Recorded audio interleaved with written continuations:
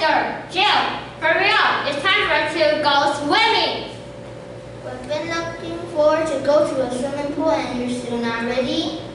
You guys aren't even ready yet? You two were the ones that planned this swimming day. I know, but the teacher just gave us an assignment to write about our favorite sport in 2 paragraphs or more. And now we are a little stuck. We can't decide on what sport we like, and I don't know if I even have a favorite sport. There are just too many options and we can't make a decision. There's a lot of sport I like: badminton, basketball, baseball, tennis. I know my teacher loves hockey. What do you guys think? Well, this does seem too hard. I usually see everybody playing basketball. I know I like playing it. That's for sure. Basketball is the most popular sport in the world. Actually, that's not really true. I believe football is the most popular sport in the world. I remember reading an article that says football is the most watched sport in the world by far.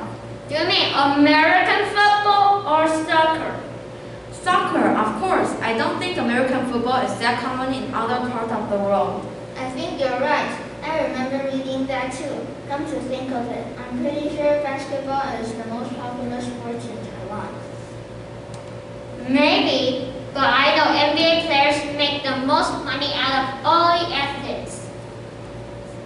Players like LeBron James and Michael Jordan are very rich, but I'm pretty sure footballers make a lot of money too. True, but did you know that for girls, tennis is the highest paid sport, even though most of the money comes from endorsements?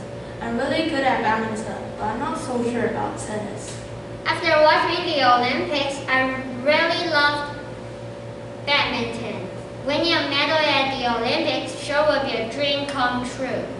Wait, I think we are looking at this the wrong way. The question does not ask about what is the most popular sport or the sport that makes the most money. All we have to ask ourselves is what sport we would like to play right now. Swimming!